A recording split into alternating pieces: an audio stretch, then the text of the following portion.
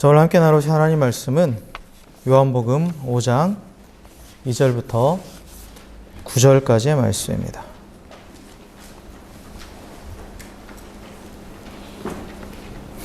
신약성경 요한복음 5장 2절부터 9절까지의 말씀 우리 한 절씩 교독합니다. 예루살렘에 있는 양문 곁에 히브리 말로 베데스다라 하는 못이 있는데 거기 행각 5이 있고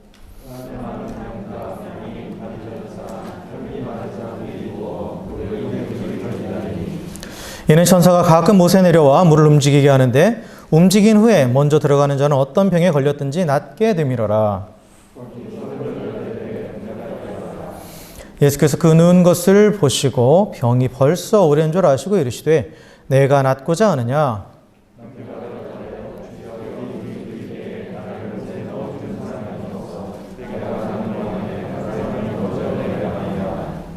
예수께서 이르시되 일어나 네 자리를 들고 걸어가라 하시니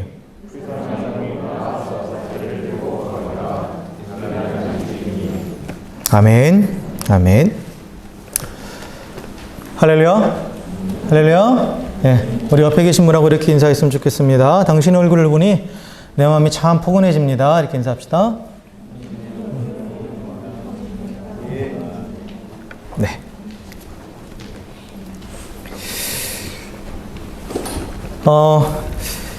요한복음을 보면 요한복음 1장에는 이제 그 예수님이 말씀이 육신에 대해서 우리 가운데 오신 예수님을 이렇게 소개를 하고 그리고 이제 2장부터 예수님의 사역이 시작이 돼요.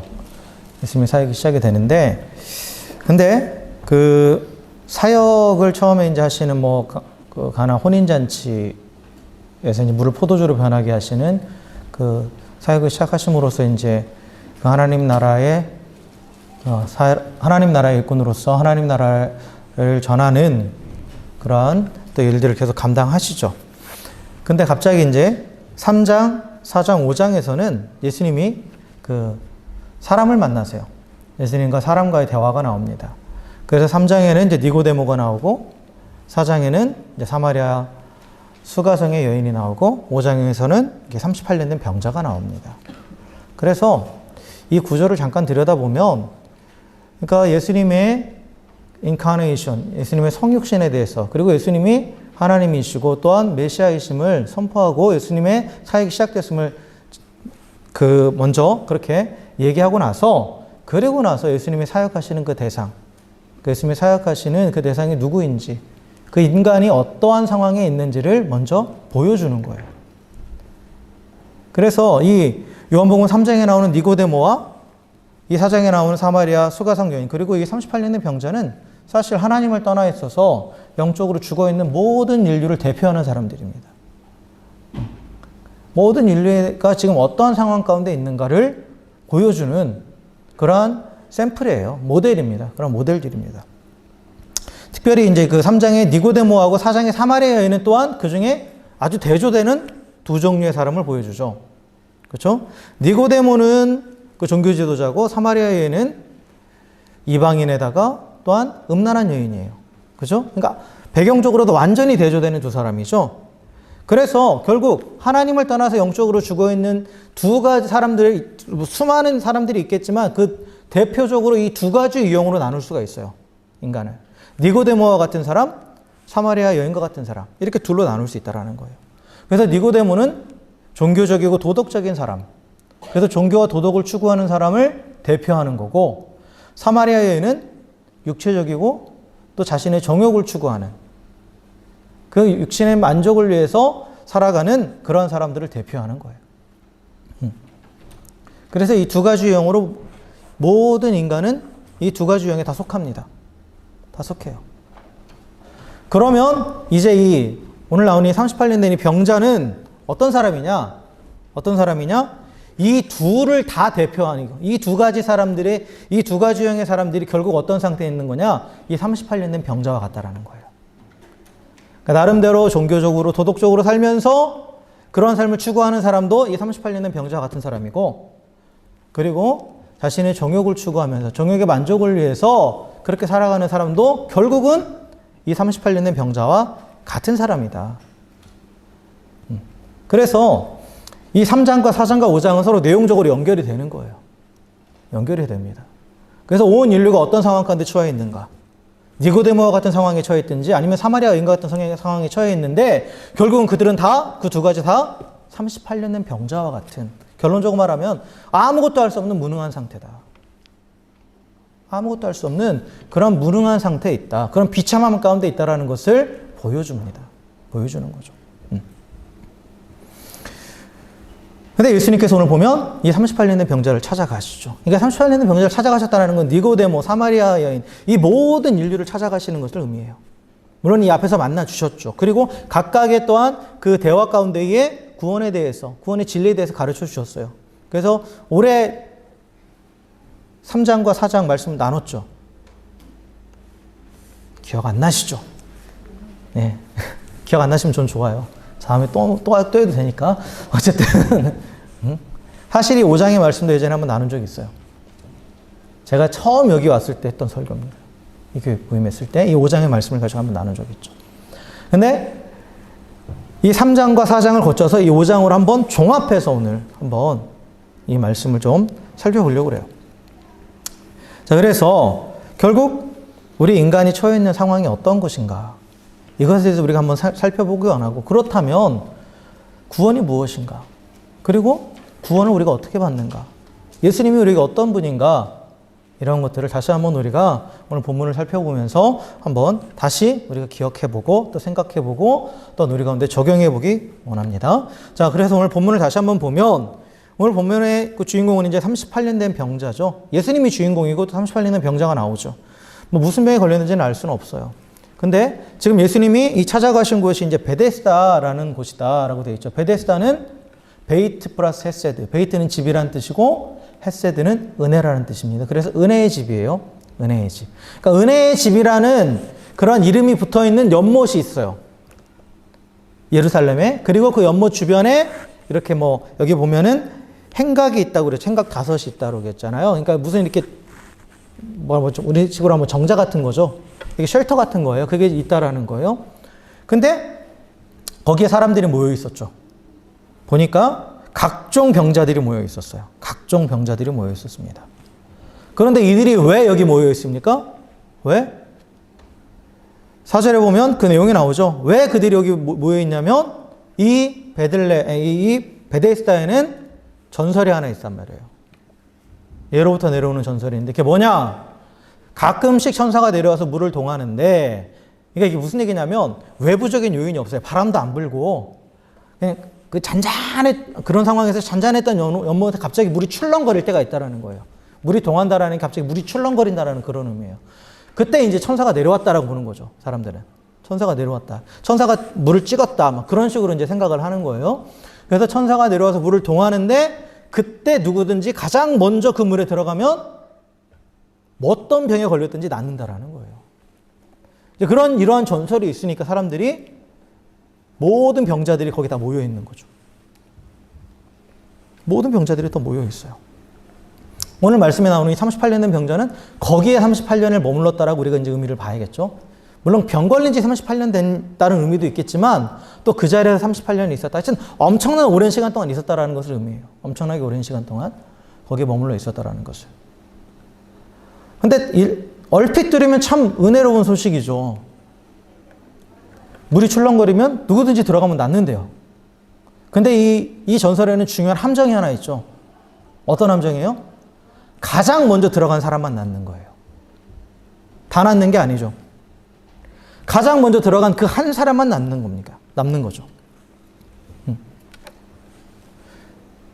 이게 은혜예요?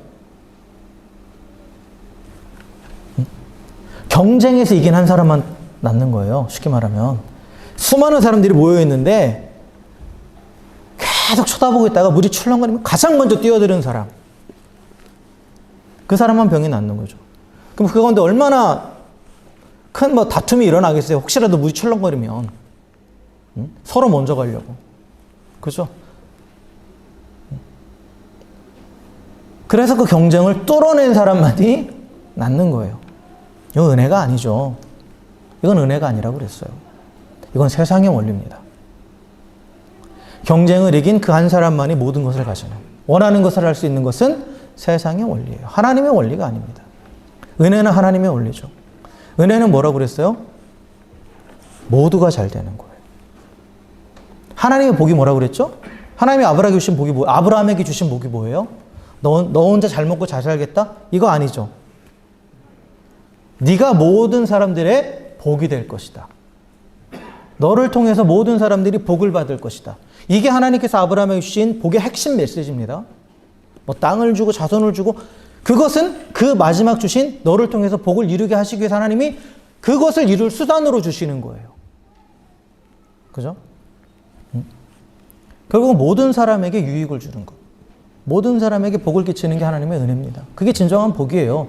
그러니까 우리가 하나님의 은혜를 구할 때 하나님 나만 잘 되게 해주세요. 내가 누구보다 더 낫게 해주세요. 이거는 하나님의 은혜를 구하는 게 아니에요. 여러분, 세상의 원리를 구하는 겁니다. 하나님의 은혜를 가지고 세상의 것을 구하는 거예요. 지금 하나님께 지금 세상의 것을 구하는 거예요. 그대로. 그건 잘못 구하고 있는 거예요. 분명히 아셔야 됩니다. 은혜는 모든 사람에게 조건 없이 주어지는 거예요. 그래서 모든 사람을 유익하게 하는 거죠. 그렇기 때문에 이 베데스다 연못에 내려오는 이 전설은 하나님의 은혜에 대한 게 아닙니다. 세상의 원리에 대한 것을 얘기하는 거죠. 그리고 그것을 소망으로 삼고 그것만 바라보고 있는, 연못만 바라보고 있는 사람들은 결국 헛된 소망을 붙잡고 있는 거예요. 한 사람에게는 그게 이루어질 소망이지만 만약 이대로 된다고 해도 그 나머지 사람들에게는 헛된 소망이죠. 그건 소망이 아니에요. 그러니까 참 소망이 아닌 거죠. 헛된 소망이에요. 그러니까 이 38년의 병자는 이 헛된 소망에 사로잡혀 있는 그러한 사람을 나타냅니다. 그리고 이 38년의 병자가 이 붙잡고 있는 소망이 헛되다는 게 왜 그러냐면 절대로 이루어질 수 없는 소망이기 때문에 그래요. 본인도 얘기하잖아요. 스스로도 얘기하잖아요. 나중에. 물이 동해도 다른 사람들이 먼저 갑니다. 나는 절대 못 들어갑니다. 스스로도 알아요. 나는 못 들어간다라는 거. 그런데도 그걸 바라보고 있다라는 거예요. 이게 헛된 소망이죠. 근데 많은 사람들이 결국은 니고데모도 그렇고 사마리아 여인도 그렇고 그들이 붙잡고 있는 그 삶에서 그들이 붙잡고 있는 그 소망 자체가 이와 같은 거라는 거죠. 똑같은 거라는 거예요. 그런데 여기서 우리가 또한 이 말씀을 좀 더 깊이 들여다보면 이 헛된 소망을 붙잡고 있는 38년 된 병자의 상태가 얼마나 심각한지를 알 수가 있어요. 6절과 7절에 보면 예수님께서 이제 그 사람을 찾아가셔서 그에게 말을 거시죠. 사실 예수님은 이 사람을 만나러 가신 거예요. 처음부터. 예수님이 거기 갔더니 38년의 병자가 있었던 게 아니라 예수님은 이 38년의 병자를 만나기 위해서 거길 가신 겁니다. 찾아가신 거예요, 일부러. 이미 알고 계셨다라는 거죠. 그러면서 그에게 말씀하시죠. 내가 낫고자 하느냐? 하고 물어보시는 거예요. 말씀하시는 거예요. 이 예수님의 질문의 의도는 뭐예요? 사실 거기 있는 사람 중에서 거기 사람들이 왜 모여있다고 그랬어요? 병이 낫기 위해서 모여있잖아요. 병이 낫기 위해서 모여있는 거예요. 그렇기 때문에 내가 낫고자 하느냐 했을 때 그 사람들에게 그 38년의 병자가 원하는 게 병이 낫는 것이라는 걸 예수님이 몰라서 물어보셨을까요? 아니죠. 아니에요. 분명히 아셨어요. 그런데도 뻔한 질문을 하신 이유는 뭐예요? 그러면 내가 너를 낫게 해주겠다예요. 응? 너 정말 낫기 원하지? 내가 너를 낫게 해주기 위해서 왔다라는 그런 의미예요. 그런 의미입니다. 그런데 이 38년의 병자의 대답은 동문서답이죠.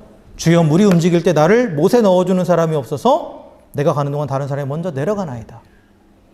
이게 더 심각한 거예요. 원래 이 연못에 누워있는 이유가 뭐예요? 이 병이 낫기 원하는 거예요. 근데 예수님은 그 본질, 본인이 원하는 것이 무엇인지 말씀하셨단 말이에요. 근데 자신은 그걸 몰라요. 그리고 뭘 얘기해요? 나 연못 들어가야 된다고. 병이 낫는 게 목적이 아니라 뭐가 목적이 돼버렸어요? 연못에 들어가는 게 목적이 된 거예요. 그러니까 예수님은 내가 너를 병을 낫게 해주겠다고 말씀하시는데 이 사람은 뭐예요? 다 필요 없고 나 저 연못에 들어갈 수 있게 해달라고. 이제 그 얘기하고 있는 거예요.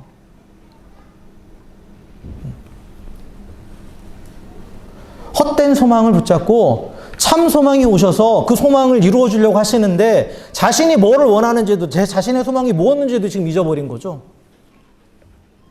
뭐만 바라보고 있었으니까. 연못만 바라보고 있었으니까. 그게 소망이 돼버려가지고. 그러니까 엉뚱한 대답을 하는 거예요. 엉뚱한 대답을 하는 거죠.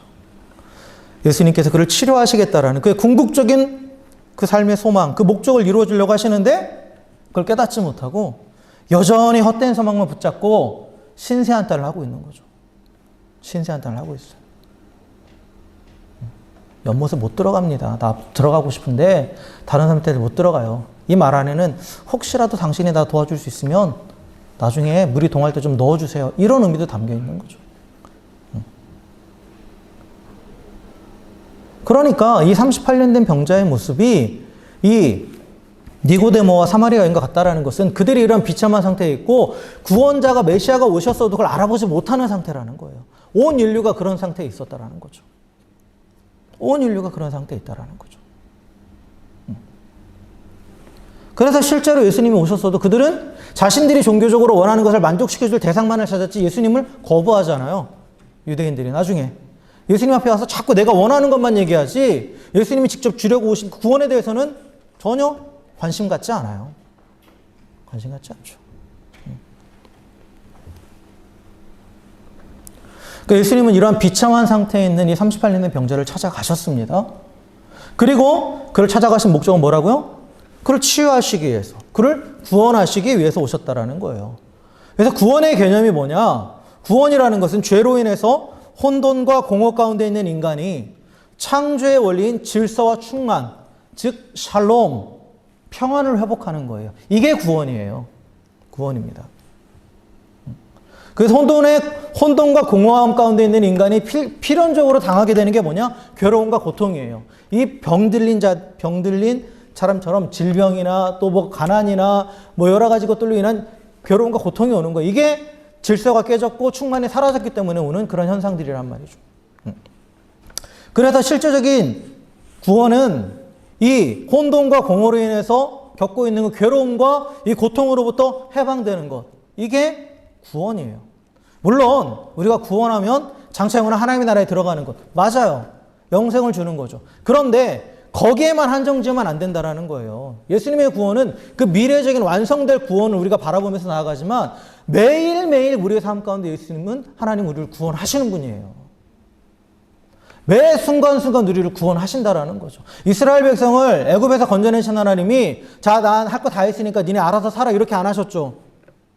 그들이 광야에서 살아가기 위해서도 하나님이 계속해서 인도하시고 채우셨죠. 매일매일 구원하신 거예요, 그게. 매일매일 구원하신 겁니다. 그러니까 구원받은 네가 예수 그리스도의 보혈로 인해서 구원받았다라고 하는 것은 어떤 과거적인 한 번의 일의 이벤트로 끝나는 게 아니라 그리고 계속해서 그 하나님의 구원이 날마다 우리 가운데 이루어지고 있는 거예요. 그리고 그게 완성되는 게 영원한 하나님의 나라고. 그래서 우리는 매 순간 구원을 받아야 되는 거예요. 인간은 누구나 구원을 받아야 돼요. 그래서 그걸 갈망하죠. 그걸 본능적으로 알아요. 본능적으로 안다니까요. 죄로 인해서 그 샬롬이 깨져버렸기 때문에 그로부터 오는 공허와 이 혼돈으로 인한 괴로움 때문에 본능적으로 구원을 갈망하게 돼 있어요, 인간들은. 구원을 갈망합니다.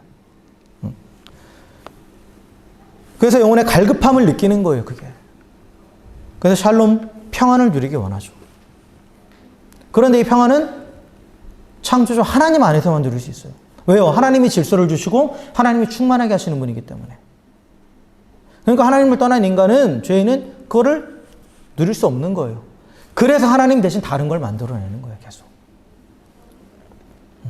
하나님을 대신해서 구원의 방법, 나에게 샬롬을 줄, 내 영혼의 갈급함을 해결해 줄 그런 무언가를 계속해서 찾아 헤매는 거예요, 인간들은.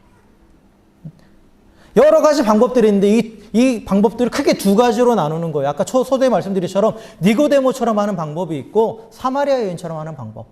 이 두 가지로 다 귀결돼요.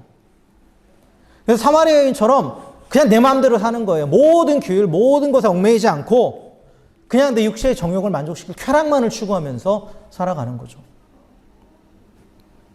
그러면 내가 참 평안을 누릴 수 있다고 생각하는 거예요. 그래서 이런 성, 또 물질, 권력, 이런 여러 가지 눈에 보이는 것들이 나의 구원자로 둔갑해버리는 거예요. 사마리아 여인은 그 자신의 영혼의 갈급함을 뭘로 채우려고 했냐? 남자로 채우려고 했단 말이죠. 그러니까 남편이 5이나 있죠. 남편 하나도 싫은데. 남편을 5이나 있다라는 것은 내 영혼의 갈급함을 성적인 걸로 채우려고 했다라는 거예요. 오늘날 많은 사람들이 물질로 그걸 채우려고 해요. 그러니까 물질이 하나님이 되는 거고, 권력으로 그걸 채우려고 해요. 그러니까 권력이 하나님이 되는 거예요. 그것들을 추구한다라는 거죠. 또 한 가지 유형은 바로 이 니고데모 같은 유형이에요. 즉, 도덕적인 삶, 종교적인 삶. 도덕과 종교적인 규율을 지킴으로써 나의 선함, 나의 공로, 이것을 가지고 내가 구원받을 때 착각하는 거예요. 내가 정해놓은 어떤 종교적인 기준에 도달하면, 내가 정해놓은 어떤 도덕적인 기준에 도달하면 내가 구원받았다라고 그렇게 생각하는 거죠. 그래서 이들에게 구세주, 이들에게 하나님은 뭐냐? 자신이에요. 다른 신을 섬기는 것 같고, 다른 하나님을 믿는 자들 안에서 마찬가지로 하나님을 믿는다고 하는 것 같지만 결국은 나예요. 나. 내가 만들어 놓은 도덕적인 기준, 종교적인 기준, 이게 나의 하나님이 되는 거예요. 나의 하나님이 되는 거죠. 결국 쉽게 말해서 정욕을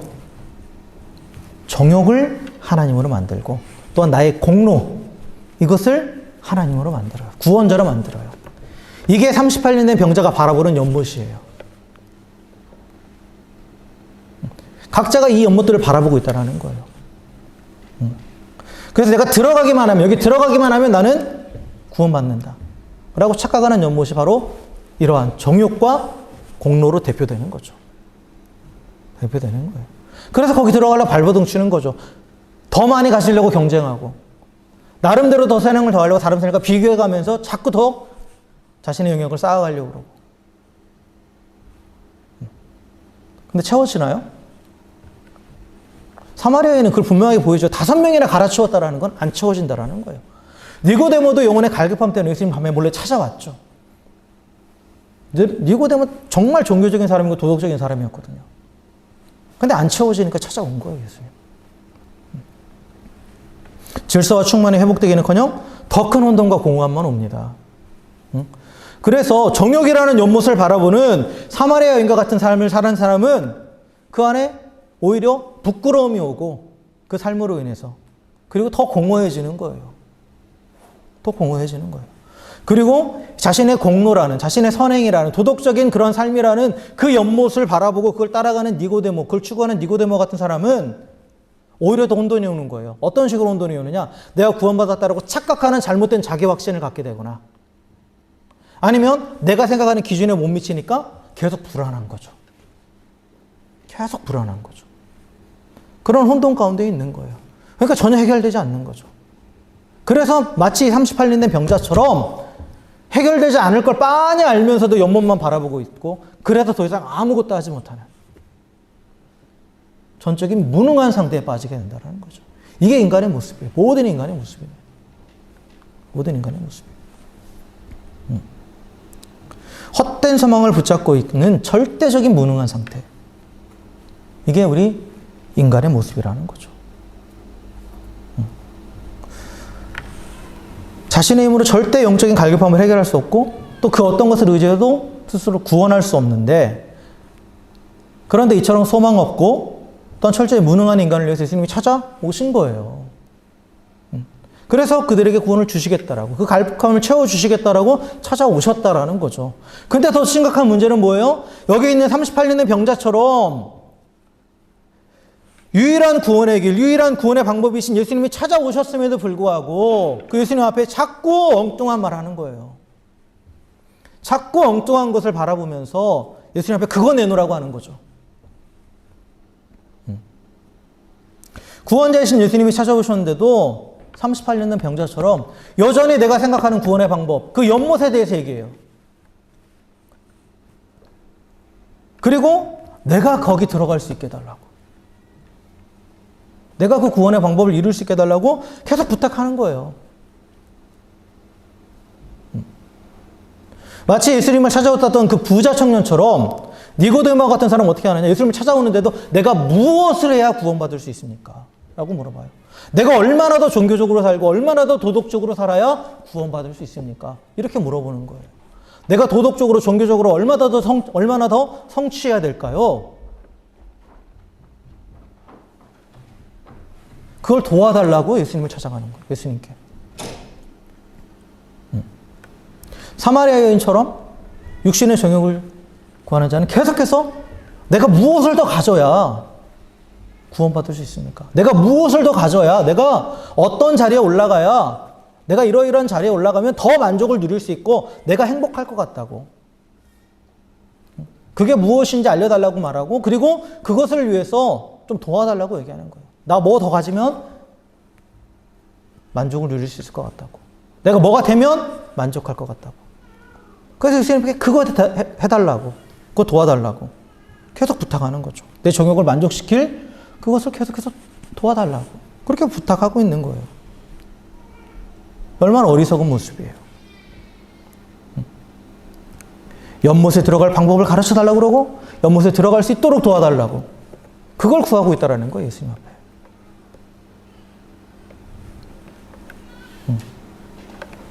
구원에 대해서 잘못 알고 있기 때문이죠. 구원에 대해서 잘못 알고 있기 때문이에요. 구원은 내가 이루는 게 아니죠. 내가 성취하는 게 아니에요. 내가 무엇을 가지거나 어떤 일을 해서 이뤄내고 성취하는 것이 절대 아니라는 거죠. 구원은 전적인 하나님의 은혜입니다. 은혜예요. 우리는 오직 하나님의 은혜로 구원받아요. 그리고 그 하나님의 은혜로 구원을 받는데 그 하나님의 은혜를 향한 유일한 길은 예수 그리스도죠. 예수 그리스도예요. 그래서 예수님께서 내가 곧 길이요 진리요 생명이니 나로 말미암아 자고는 아버지께로 올 자가 없다라고 분명히 말씀하셨죠. 그러니까 예수님은 구원의 길이시지 우리를 연못에 넣어주시는 분이 아니에요. 내 자신이 만들어놓은 구원의 조건을 충족시켜서 내 스스로 만족하게 하고 내 스스로 구원을 성취하도록 도와주시는 분이 아니라는 거예요. 예수님이 우리를 위해서 이 땅에 오셨는데 이 땅에 오신 목적은 십자가의 죽으심과 부활을 통해서 우리에게 하나님의 선물인 구원을 주시기 위해서 오신 거지. 그 구원자이신 예수님을 알아보지 못하고 자꾸 엉뚱한 것, 연못에 넣어달라고 그렇게 요청하는 그런 모습들이 있다는 거예요. 특별히 우리 믿는다고 하는 우리 성도들도 마찬가지입니다. 내 종교적인 어떤 만족, 내 종교적인 성취, 이것을 더 예수님보다 구해요. 때로는 또한 내가 이것을 가지면, 이게 되면 내가 평안할 것 같다고, 행복할 것 같다고. 그것을 구해요. 아니에요. 참된 행복의 비결, 참된 평안의 비결, 참된 만족의 비결은 오직 예수님밖에 없습니다. 예수님 그분을 구해야 된다는 거예요. 예수님 그분을. 예수님과의 인격적인 만남, 예수님으로 내 안에 채워짐, 그리고 예수님을 더 알아가고 닮아가는 것이 우리의 목적이 되어야 된다는 거죠. 연못에 들어가는 것이 아니라. 그럴 때 우리가 진정한 구원의 길을 걸어가게 되는 거예요. 아까도 말씀드렸지만 예전에 내가 한번 그 죄에서 구원받을 때 그때 한 번만 예수님 필요한 게 아니라는 거죠. 매일 삶에서 일어나는 모든 문제들을 구원하시는 분도 예수님이라는 거예요. 예수님 저기 계시고 예수님이 이 문제 해결하겠습니다. 이것만 해주세요. 이게 아니에요. 예수님이 이 문제를 해결해 주시는 분이라는 거죠. 그래서 날마다 우리가 경험하는 구원도 예수님을 통해서 받는 거예요. 나중에 천국 가는 구원만 예수님이 주시는 게 아니라.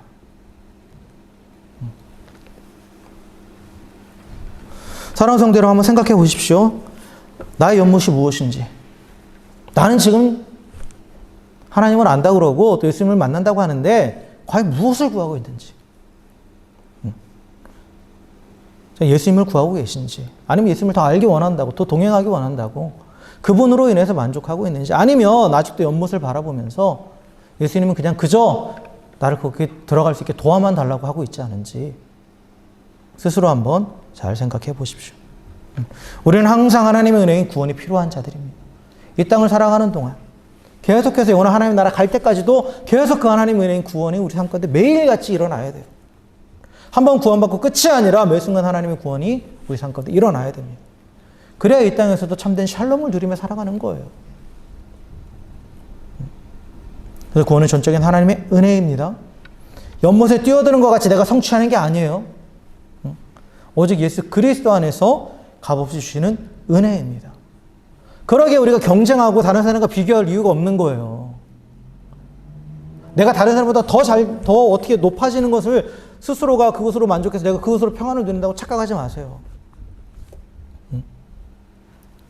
하나님의 구원의 은혜는 값없이 주시는 선물이에요. 값없이 주시는 선물이죠.